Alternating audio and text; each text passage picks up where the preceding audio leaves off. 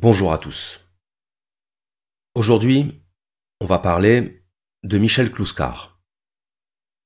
Alors il est possible que le nom de Michel Clouscar ne vous dise rien. Ce n'est pas un philosophe connu au sens où on l'entend classiquement. Il est surtout connu par un cercle assez restreint au sein de la philosophie contemporaine, à savoir le cercle des théories critiques du libéralisme. Et si Clouscar connaît un regain de popularité ces derniers temps, c'est parce que ses analyses sur l'évolution de notre société font diablement écho à ce à quoi nous assistons depuis un certain nombre de décennies. Michel Clouscar est né en 1928, il est mort en 2009.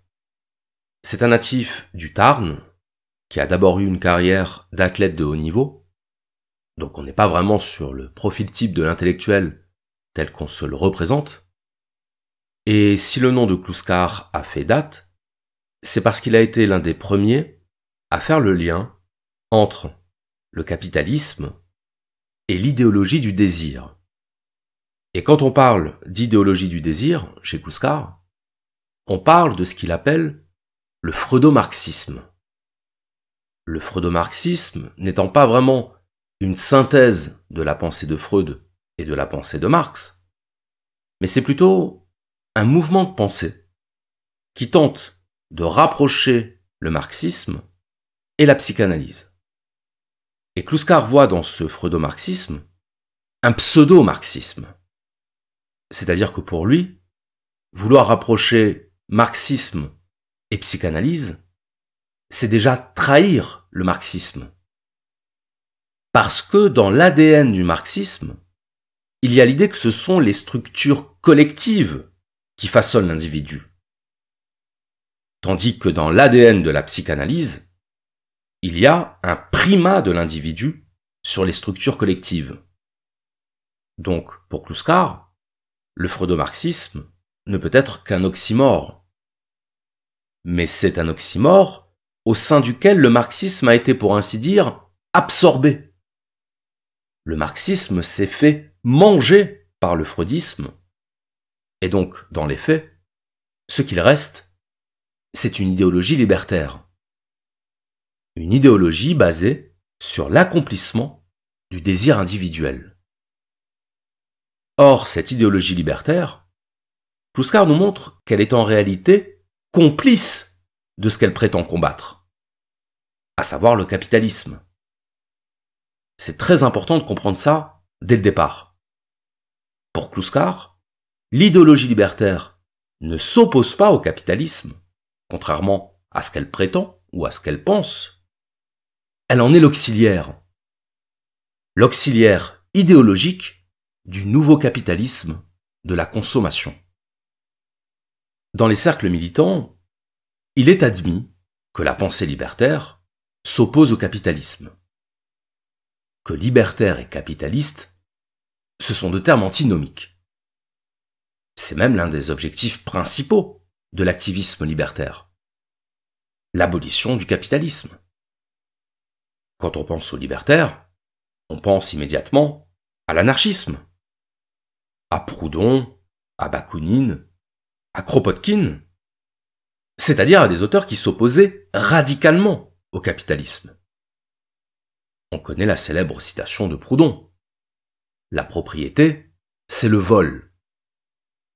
Difficile de faire plus anticapitaliste. Alors bien sûr, il y a plusieurs branches au sein du mouvement libertaire. Il y a des spécificités. Il ne faut pas faire l'erreur de tout mettre dans le même sac. Mais globalement, ce qui unifie la pensée libertaire, c'est le rejet de l'autorité. Le rejet du pouvoir.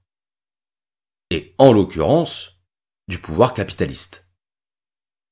C'est pour ça qu'il ne faut surtout pas confondre libertaire et libertarien. Je t'ai pas dit libertin. Libertarien. Un libertarien, c'est quelqu'un qui pense qu'il faut laisser les individus absolument libres, y compris et surtout en matière de marché. Pour les libertariens, le capitalisme, c'est pas un problème. Ou plutôt, le problème du capitalisme, c'est qu'il n'y en a pas assez. C'est que le capitalisme n'est pas encore assez développé. Être libertarien, c'est donc s'assumer comme pro-capitaliste. Alors qu'être libertaire, c'est être contre l'économie capitaliste. Pour le dire simplement, le libertarien est favorable à un maximum de liberté individuelle, surtout en matière de liberté économique, tandis que le libertaire est favorable à un maximum de liberté individuelle, surtout en matière de liberté morale. Le point commun entre les deux, c'est l'anti-étatisme. C'est le rejet de l'État comme structure coercitive, comme structure qui opprime fondamentalement les libertés individuelles. Donc, dans la pensée libertaire, la lutte contre le capitalisme est adossée à la lutte pour l'expansion des libertés individuelles, de ce qu'on appellerait aujourd'hui les droits sociétaux. D'où une composante essentielle de la pensée libertaire qui est la valorisation de la transgression. Parce que la transgression est un geste d'insoumission à l'autorité de l'État. Eh bien, ce que nous dit Kluskar, c'est que cette pensée libertaire, qui historiquement s'est effectivement opposée au capitalisme, en vient désormais à être au service du capitalisme. En d'autres termes, que le capitalisme et la pensée libertaire se confondent désormais au sein d'une seule et même idéologie que Kluskar nomme le libéralisme libertaire. Alors, il va falloir expliquer. Parce que j'entends déjà des voix s'indigner. On sait que la politique mobilise les passions, et que quand les passions parlent, la raison se tait. Donc que nous dit la raison selon Michel Kluskar? Elle nous dit que, pour des raisons dialectiques, et on reviendra sur ce terme par la suite, que pour des raisons dialectiques, la pensée libertaire, c'est-à-dire la pensée anti-autoritaire, la pensée qui défend les libertés individuelles et la libre satisfaction de nos désirs, que cette pensée libertaire joue un rôle moteur dans l'expansion du néo-capitalisme, parce que le néo-capitalisme repose sur un nouveau modèle social qui est le modèle de la permissivité. En d'autres termes, le modèle social que veut le capitalisme, dont a besoin le capitalisme, ce n'est pas un modèle répressif et prohibitif. C'est au contraire un modèle permissif et transgressif. Pour le dire encore plus clairement, le capitalisme a besoin du désir. C'est ça le fondement de la thèse de Kluskar. Et donc là, on se heurte à une première opposition. Une première opposition qui consiste à dire que, si, le capitalisme constitue bel et bien un système oppressif, un système négateur des libertés et prohibitif sur le plan moral. En somme, le capitalisme est un système réactionnaire. Et là, Kluskar nous remet les pendules à l'heure. Parce que pour lui, croire que le néo-capitalisme serait un système réactionnaire, c'est l'erreur à la source de toutes les erreurs.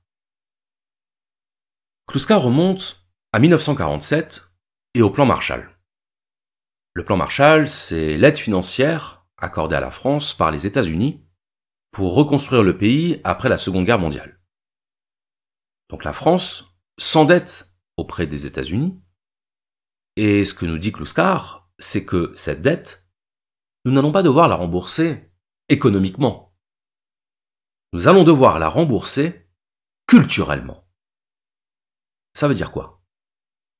Ça veut dire qu'en plus des dollars livrés à la France, les États-Unis vont également introduire dans notre pays une partie de leur marché. En l'occurrence, de leur marché du divertissement, de leur marché du désir.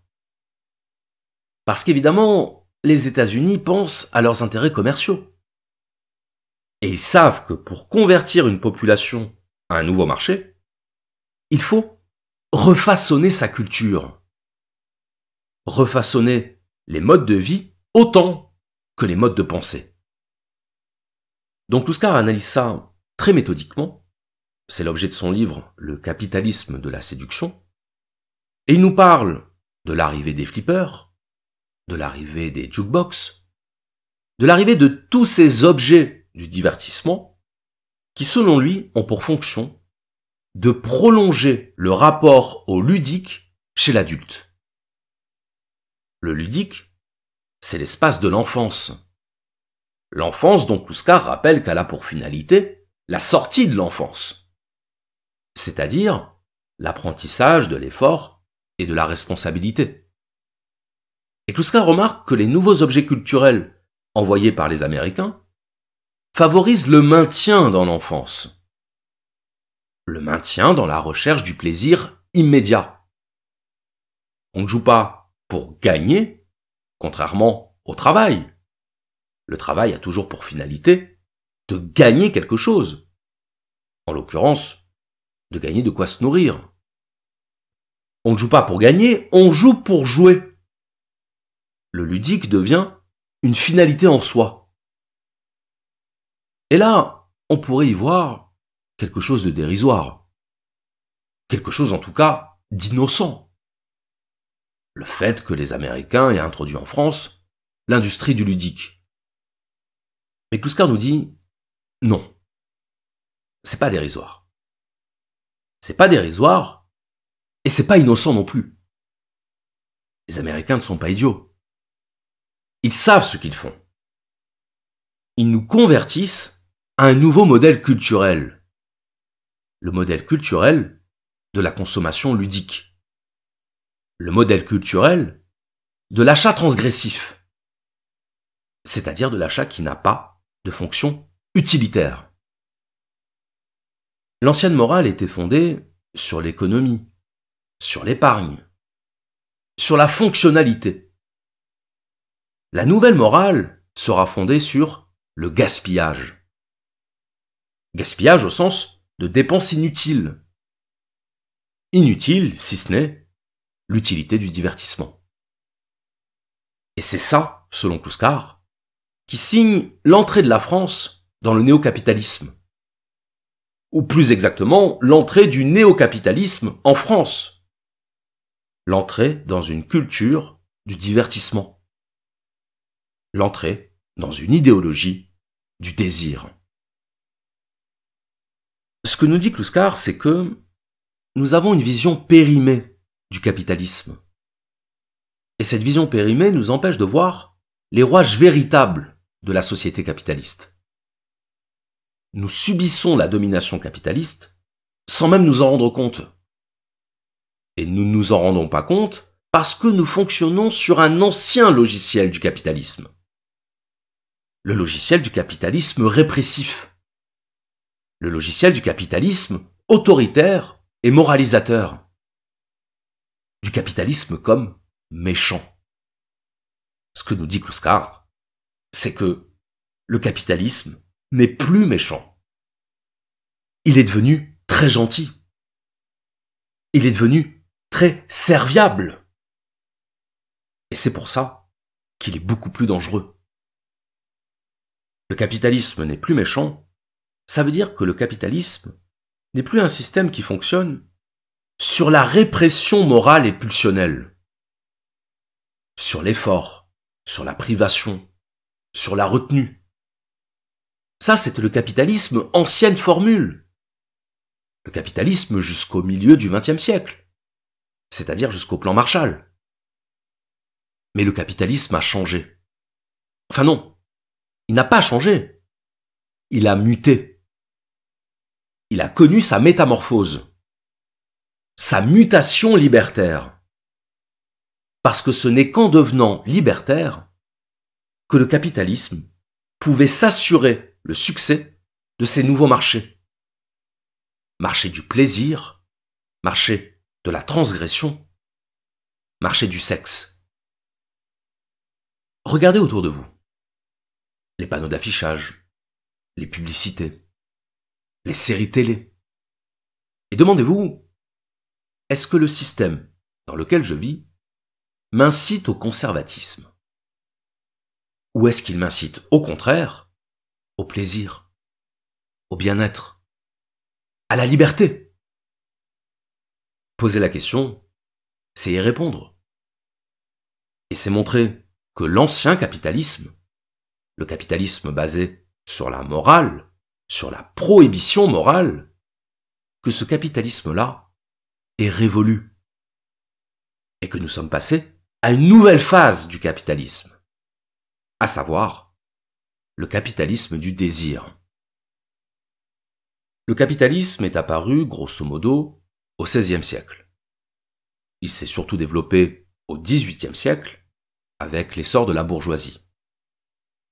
Et le capitalisme, c'est l'idée selon laquelle la société devrait s'organiser autour d'un marché concurrentiel, libre et non faussé. Que le marché doit primer sur le contrôle de l'État. Que l'État est bien gentil, mais qu'il empêche quand même pas mal la société de se développer. Et que si les individus sont libres de commercer, la société s'en trouvera enrichie et apaisée. La promesse du capitalisme des origines, ce n'était pas seulement la prospérité des nations, comme disait Adam Smith. C'était aussi la fin de la guerre de tous contre tous. La fameuse théorie du doux commerce, chère à Montesquieu. Et donc, même si le capitalisme du XVIIIe siècle est déjà attaché au concept de liberté, dans la pratique, le capitalisme est d'abord associé à la notion de travail. C'est par le travail qu'on s'enrichit. C'est par la privation qu'on accumule, qu'on thésaurise, comme on disait à l'époque. La thésaurisation, c'est l'accumulation pour l'accumulation. On ne dépense pas. On n'investit même pas. La richesse pour elle-même. Et surtout, la retenue. On se retient de dilapider son argent. On se discipline. Et ce rapport entre capitalisme et discipline, ce sera un peu la colonne vertébrale du capitalisme durant tout le XIXe siècle. Vous avez peut-être déjà entendu parler de Stakhanov, qui a donné naissance à l'adjectif stakhanoviste. Stakhanov, c'était un mineur russe dans les années 30, et un jour, Stakhanov a l'idée de segmenter le travail de ses camarades ouvriers, de sorte que chacun n'effectue qu'une seule et unique tâche. C'est tout simplement l'application des principes du Fordisme américain, mais en Russie. Et donc ce jour-là, Stakhanov et son équipe vont extraire 14 fois plus de charbon que sur une journée normale. Ils vont extraire 14 fois plus de charbon que sur une journée normale en appliquant les méthodes du capitalisme industriel. Et c'est ainsi que Stakhanov est devenu le symbole de la réussite par le travail. Alors, en Russie, il est surtout devenu le symbole du dévouement et de la productivité. Mais au-delà de la Russie, Stakhanov fut le symbole du capitalisme à l'ancienne, c'est-à-dire du capitalisme disciplinaire qui permet de s'enrichir par le travail, par le mérite. Aux États-Unis, ça donnera le modèle du self-made man, l'homme qui s'est fait tout seul, l'homme qui s'est élevé par ses efforts personnels. Et donc ce capitalisme disciplinaire, ce capitalisme de l'effort et de la restriction, Kluskar nous dit, c'est fini. Ce n'est plus ce capitalisme-là qui domine aujourd'hui. Le capitalisme qui domine aujourd'hui, c'est le capitalisme de la jouissance, de la libération du désir, un capitalisme de la frivolité et de la subversion de tout ce qui entrave le plaisir. Car désormais, le capitalisme n'est plus fondé seulement sur la production, il est fondé sur la consommation. Et le comportement attendu par le consommateur n'est pas le comportement attendu par le producteur. Le producteur doit être austère. Le consommateur doit être jouisseur. Le producteur doit être obéissant. Le consommateur doit être libre. Parce que sinon, il ne consomme pas. Kluskar nous dit, l'ancienne morale interdisait le gaspillage. Elle interdisait la consommation à des fins non utilitaires. Le consommateur ne doit pas se demander s'il a besoin de ce produit, mais s'il a envie de ce produit. Ce qui guide le comportement du consommateur, c'est le désir. C'est la pulsion. L'ancien capitalisme interdisait d'assouvir ces pulsions. Le néocapitalisme autorise l'assouvissement de ces pulsions. Il promeut l'assouvissement de ces pulsions. D'où la schizophrénie du prolétaire contemporain. Schizophrénie du prolétaire contemporain, parce que dualité du capitalisme contemporain, répressif avec le producteur, permissif avec le consommateur. Rien n'est plus faux, nous dit Kluskar, rien n'est plus antinomique et contradictoire que l'idée selon laquelle le capitalisme contemporain serait basé sur la répression. Parce que la répression, c'est le contraire de ce qui est attendu par le consommateur. Celui dont on veut qu'il dépense. On pense ou on dépense. Le consommateur doit dépenser. Il doit dilapider ce qu'il gagne durement par son labeur. La majorité des foyers français sont endettés. Le système de crédit à la consommation, crédit immobilier, c'est l'illustration parfaite de la société du désir. On achète avant d'avoir de quoi payer. On consomme et ensuite on règle la note. Alors la question n'est pas de savoir si c'est bien ou mal. La question est de se rendre compte que c'est comme ça que ça fonctionne. Dans l'ancienne conception du capitalisme, dépenser servait d'abord à s'équiper. S'équiper du nécessaire, ou en tout cas, de l'utilitaire. Parce qu'il faut bien satisfaire ses besoins. Le néocapitalisme n'a plus pour moteur le besoin. Il a pour moteur le désir. Parce que, contrairement au besoin, le désir est illimité. Le désir n'a pas de fin. Dans un livre qu'il a publié en 1972, qui s'intitule « Néofascisme et idéologie du désir », Kluskar explique que, contrairement à une idée répandue, mai 68 n'a pas constitué un mouvement de contestation de l'ordre établi, de contestation de l'ordre capitaliste, mais qu'il a au contraire été l'occasion d'une mutation du capitalisme, de sa forme traditionnelle et autoritaire à sa forme libertaire et permissive. Alors, mai 68, ça fait partie des sujets clivants. Donc pour certains, mai 68, c'était un mouvement très positif. Un mouvement qui a permis de moderniser la société et de la libérer du poids des traditions. Pour d'autres, mai 68, c'est le début de l'anarchie. De l'anarchie au sens péjoratif, au sens de désordre.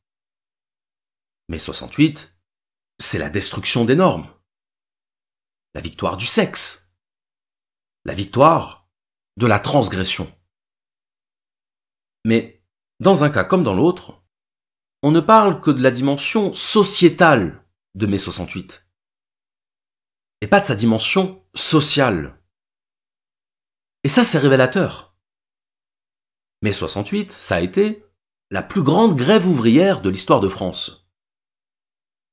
10 millions d'ouvriers dans la rue. C'est pas rien. Pourtant, quand on parle de mai 68, on parle rarement de la grève des ouvriers. On parle de la libéralisation sexuelle. On parle d'Il est interdit d'interdire. Un slogan, du reste, éminemment libéral. Bref, on parle du mai 68 étudiant. Pas du mai 68 ouvrier. Le mai 68 étudiant, représenté par la figure de Daniel Cohn-Bendit, et d'ailleurs ce qui est extraordinaire, c'est que Daniel Cohn-Bendit déclara lui-même en 1999 « Je suis un libéral libertaire ». Alors même que Kluskar avait écrit dès 1972 que mai 68 avait représenté l'avènement en France du libéralisme libertaire. Kluskar prophétique. Kluskar qui avait compris dès 1972 que le devenir naturel du capitalisme, c'était le libertarisme. Que le devenir naturel du capitalisme, c'était l'idéologie du désir et de la transgression. Parce que, sans idéologie de la transgression, pas de nouveau marché du désir. L'ancien capitalisme, on l'a vu tout à l'heure, était fondé sur les notions d'effort, de travail et de discipline. Ça n'a rien d'étonnant. Ça n'a rien d'étonnant parce qu'historiquement, le capitalisme repose sur l'éthique du protestantisme. Je vous renvoie à l'ouvrage fondateur de Max Weber, L'éthique protestante et l'esprit du capitalisme, dans lequel Weber montre bien qu'il y a dans la culture protestante une éthique du travail et de l'enrichissement. Dans le protestantisme, l'enrichissement matériel, ce n'est pas un objet de honte. C'est au contraire un signe de grâce. Et la répugnance à l'effort est un signe d'absence de grâce.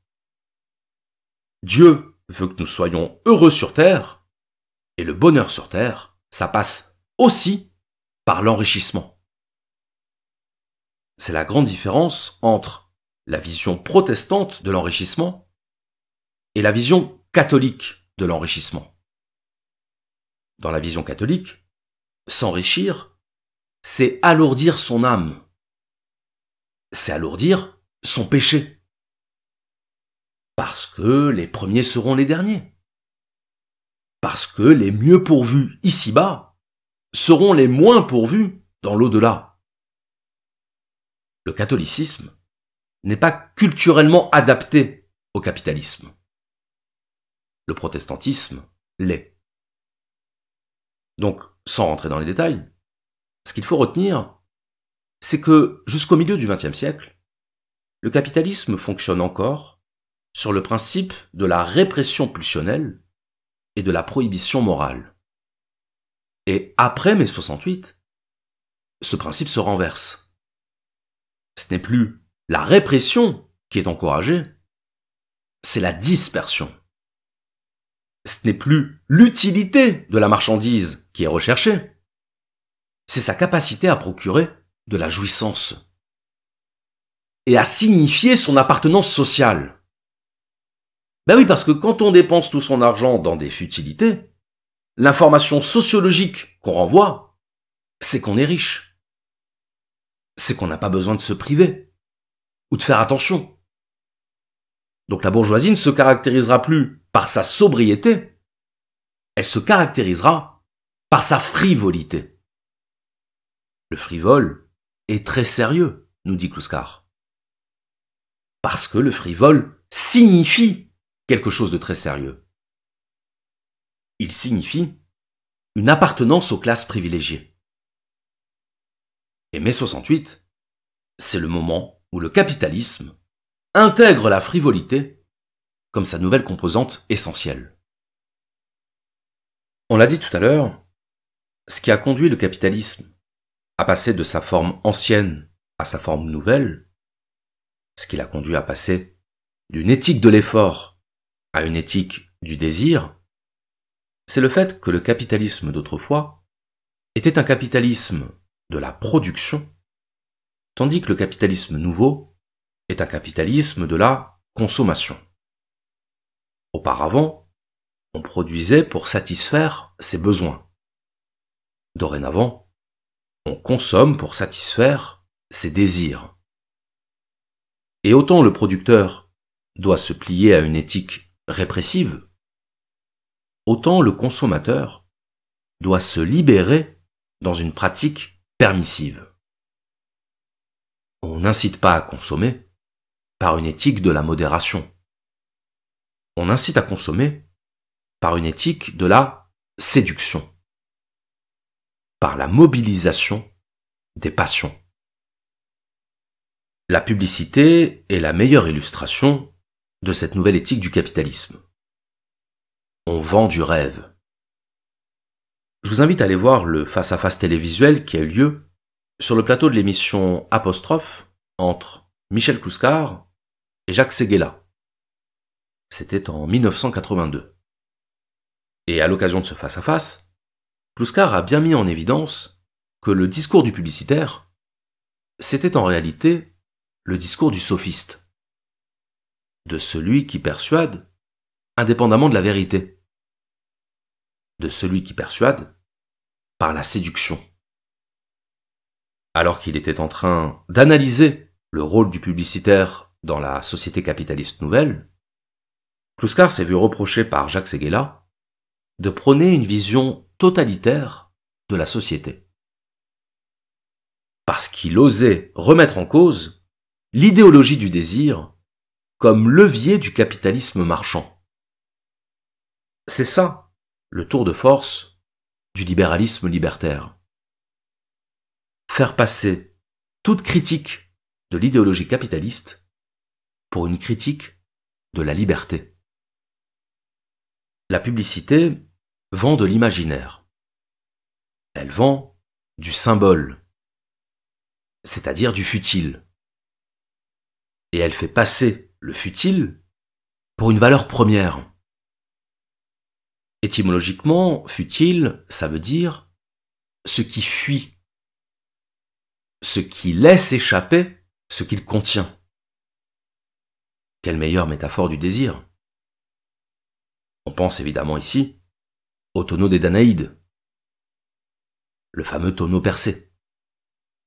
Ce tonneau percé qui représente allégoriquement le désir humain. La futilité, c'est la forme du vide. Et ce que dit Clouscar face à Jacques Séguéla, c'est qu'il est le représentant du vide devenu un marché. Substituer le désir au besoin, c'est donner au marché une étendue maximale. On avait parlé dans un précédent épisode d'Edward Bernays, celui qui a voulu ouvrir le marché du tabac aux femmes et qui pour ça a eu l'idée de faire de la cigarette un instrument symbolique d'émancipation. Une femme qui fumait ne fumait pas. Elle se libérait de la domination masculine. Elle se libérait du poids des traditions. De cette tradition qui l'a dissuadée de succomber à ses désirs et donc de devenir une cible du marché. Clouscar ne dit pas que la tradition est une bonne chose, mais il constate que le néo-capitalisme a besoin de détruire la tradition. On en revient à ce que disait Marx sur le caractère révolutionnaire du capitalisme. Marx nous disait « Le capitalisme ne peut se développer qu'à condition de bouleverser constamment tous les rapports sociaux. » Je vais vous lire un extrait de la présentation du livre Néofascisme et idéologie du désir. C'est Aymeric Monville qui écrit. Aymeric Monville, c'est l'éditeur actuel des œuvres de Clouscar aux éditions Delga.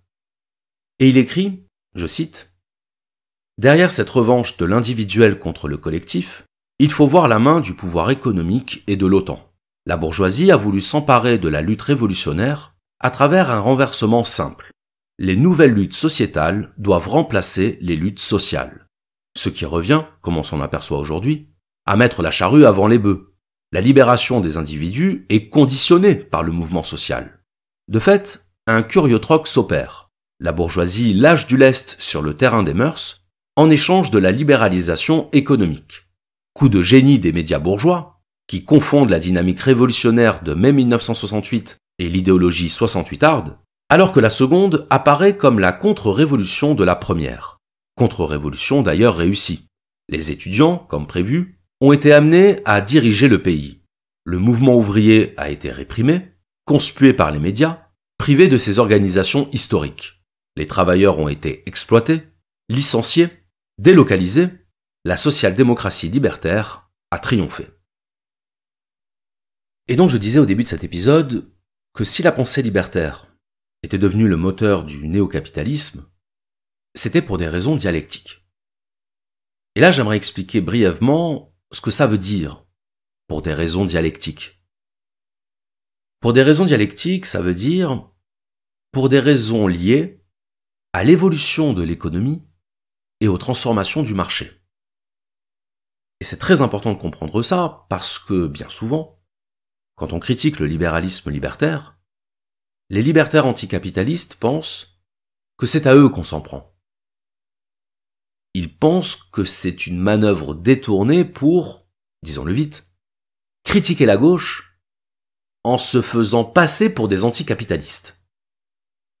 Il y a même un mot qui a été forgé pour décrire ça s'appelle le confusionnisme. Le confusionnisme, ce serait la tentative de promouvoir un discours réactionnaire tout en se faisant passer pour anticapitaliste. Et c'est là qu'il faut être absolument clair. Ceux qui voient les choses ainsi ne comprennent pas le concept de dialectique. Ils ne comprennent pas que l'histoire est dialectique, que l'économie est dialectique, et que, par conséquent, les idées politiques et les théories critiques sont aussi dialectiques. Lorsque le capitalisme s'appuyait sur une idéologie traditionnaliste et répressive, il était logique et cohérent de critiquer cette idéologie traditionnaliste et répressive en tant que composante du système capitaliste. Mais dès lors que le capitalisme ne s'appuie plus sur cette idéologie traditionnaliste et répressive, dès lors que désormais, il s'appuie sur une idéologie libertaire et permissive, il est nécessaire de le dire. Parce que sinon, on combat un système sans combattre ce qui le rend possible. On combat un système sans comprendre ce qui le fait fonctionner. Sans comprendre ses rouages, ses mécanismes. C'est de la posture. Seulement de la posture. Il ne suffit pas de dire que le capitalisme est un système basé sur la prohibition morale pour que ce soit le cas. Or le problème, c'est que l'anticapitalisme libertaire n'a toujours pas fait sa mise à jour.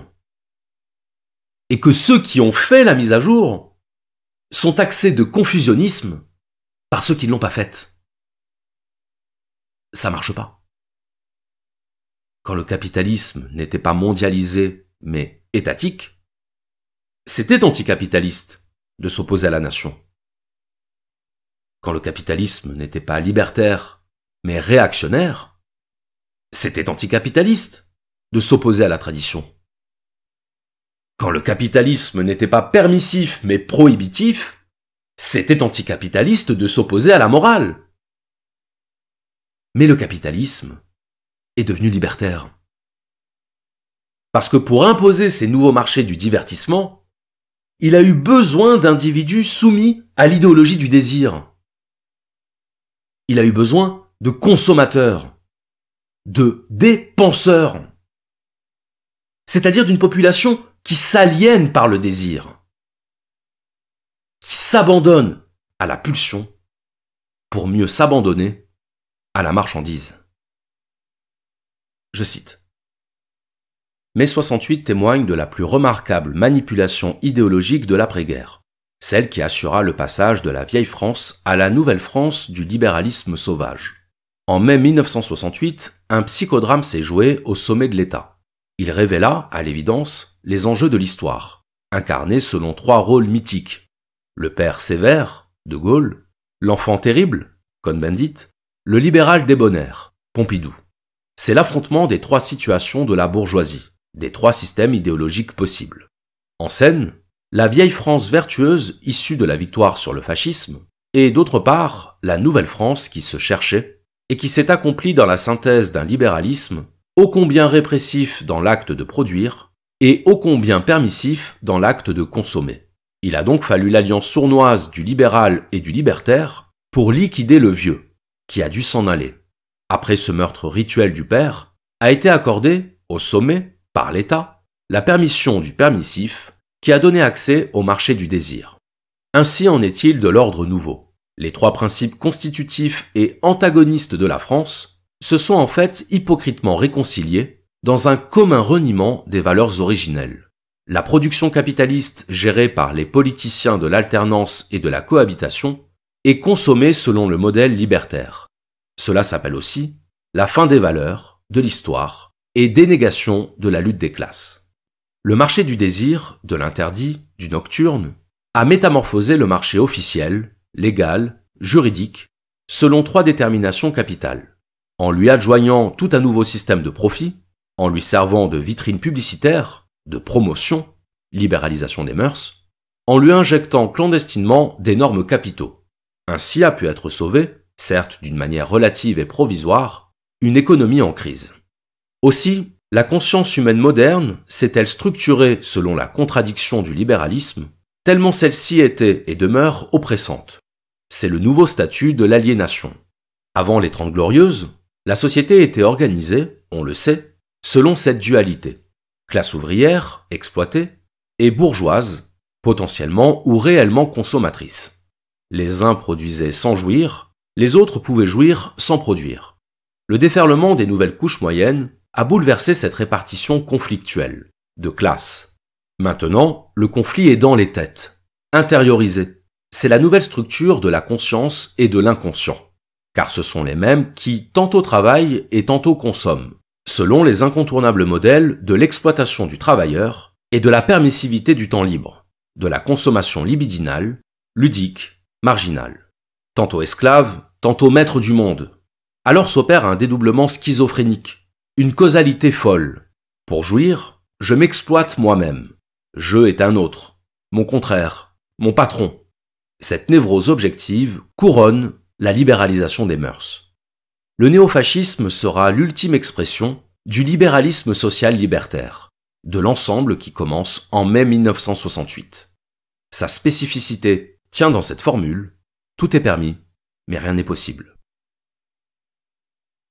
Dénoncer les structures du pouvoir suppose de s'en donner les moyens et d'aller jusqu'au bout. De ne pas s'arrêter à une critique de surface, à une critique qui nous fait passer pour un rebelle, alors même que la rebellitude fait partie de la stratégie du système. Quel meilleur système de domination que celui qui se fait passer pour sa propre négation. Combattre le capitalisme, ce n'est pas seulement dénoncer les inégalités, dénoncer les milliardaires, dénoncer ceux dont on sait que nos critiques ne les atteignent pas, ne les effleurent même pas. Combattre le capitalisme, c'est dénoncer tout à la fois, comme le faisait Marx, l'infrastructure économique et sa superstructure idéologique.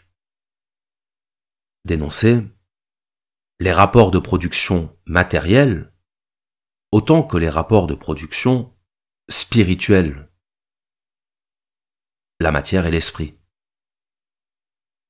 Mais c'est surtout entendre que nous sommes tous partie prenante de ce système, que nous le subissons tous, autant que nous le nourrissons tous.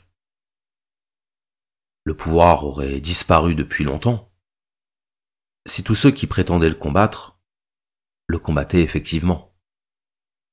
On a beau se prétendre anticapitaliste ou anti-système, nous sommes les produits de ce que nous dénonçons. Nous sommes les enfants de la bête sauvage que nous combattons. Je vous remercie.